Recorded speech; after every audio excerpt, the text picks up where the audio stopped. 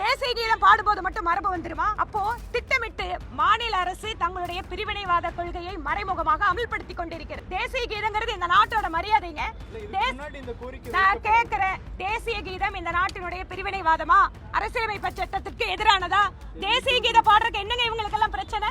ஏன் தமிழ்நாட்டில் இருக்கிற எம்எல்ஏக்கள் எல்லாம் தேசிய கீதம் பாட தெரியாதா?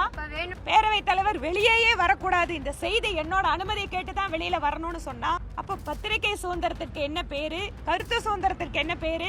சமூக நீதி திராவிட மாடல் ஆட்சியில இதுதான் சட்டப்பேரவை மக்கள் பிரதிநிதிகளுக்கு அவங்க கொடுக்கிற மரியாதையா? பேரவையினுடைய தலைவர் தன்னுடைய எல்லை என்பது ஏதோ மிகப்பெரிய எல்லையாக நினைத்துக் கொண்டிருக்கிறார். அதனால் ஊடகங்கள் வாயிலாக தமிழக மக்களுக்கு நாங்கள் சொல்லிக் கொள்வது என்னவென்றால், மக்கள் பிரதிநிதிகள் மக்கள் பிரச்சனைகளை சட்டப்பேரவையில் விவாதிப்பதற்கு, அந்த பிரச்சனைகளை எழுப்புவதற்கு எந்த அளவிற்கு கெடுபிடி இருக்கிறது.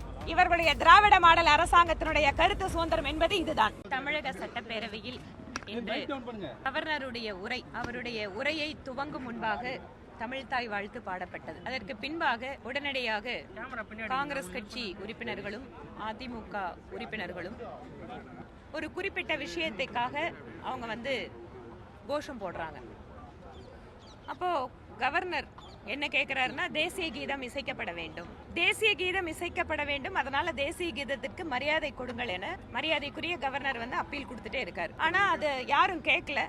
அவர் திரும்ப சொல்றாரு, அரசியலமைப்பு சட்டத்தில் தேசிய கீதம் அதற்கு ஒரு முக்கியத்துவம் இருக்கிறது, மரியாதை இருக்கிறது, அதனால் தேசிய கீதம் இசைக்கப்பட வேண்டும் என்பதை அவர் திரும்ப திரும்ப வலியுறுத்துகிறார்.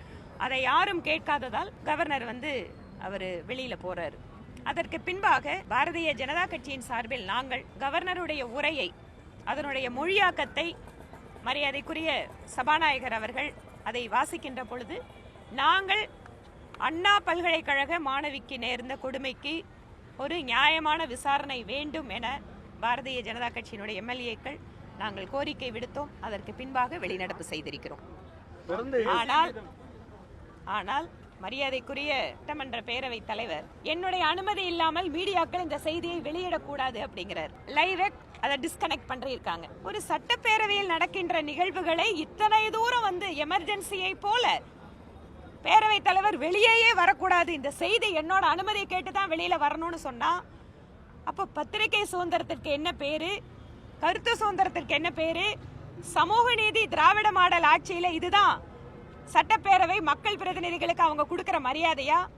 பேரவையினுடைய தலைவர் தன்னுடைய எல்லை என்பது ஏதோ மிகப்பெரிய எல்லையாக நினைத்துக் கொண்டிருக்கிறார். அதனால் ஊடகங்கள் வாயிலாக தமிழக மக்களுக்கு நாங்கள் சொல்லிக் கொள்வது என்னவென்றால், மக்கள் பிரதிநிதிகள் மக்கள் பிரச்சனைகளை சட்டப்பேரவையில் விவாதிப்பதற்கு, அந்த பிரச்சனைகளை எழுப்புவதற்கு எந்த அளவிற்கு கெடுபிடி இருக்கிறது, எந்த அளவிற்கு அவர்கள் ஜனநாயகத்திற்கு விரோதமாக நடந்து கொண்டிருக்கிறார்கள் என்பதை தமிழக மக்களுக்கு தெரிவிக்க விரும்புகிறோம். நிச்சயமாக இது மாநில அரசினுடைய ஒத்துழைப்பு இல்லாம இதெல்லாம் நடக்கிறதுக்கு வாய்ப்பே இல்லை.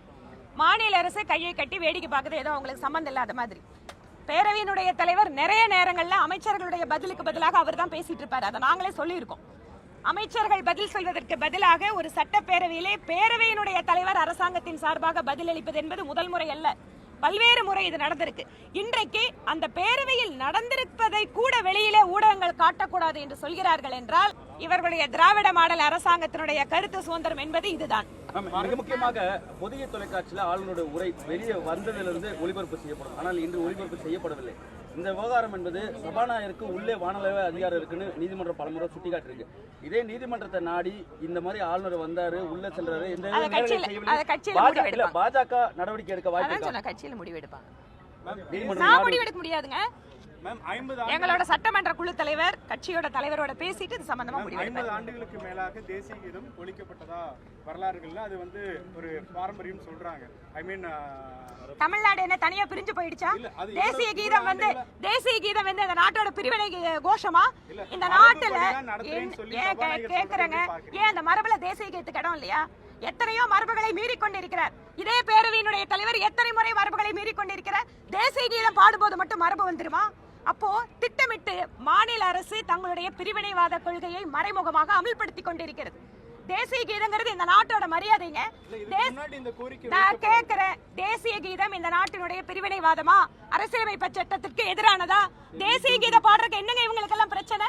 ஏன் தமிழ்நாட்டில் இருக்கிற எம்எல்ஏக்கள் எல்லாம் தேசிய கீதம் பாட தெரியாதா? தேசிய கீதத்துக்கு அவமரியாதை செய்ய வேண்டும் என்பதற்காகவே இன்று ஆளும் கட்சியினுடைய ஆதரவோடு பேரவைத் தலைவர் இந்த மாதிரி ஒரு நாடகத்தை நடத்தி கொண்டிருக்கிறார். நான் சொல்லிட்டேன் ஏற்கனவே நான் கேட்கறது ஒரு கேட்கறது கவர்னர் வந்து இங்க பாருங்க நான் கேட்கறது கவர்னர் வந்து தேசிய கீதம் இசைக்கணும்னு சொல்றாரு. தேசிய கீதம் இசைக்கணும்னு சொல்றதுல இவங்களுக்கு என்னங்க பிரச்சனை?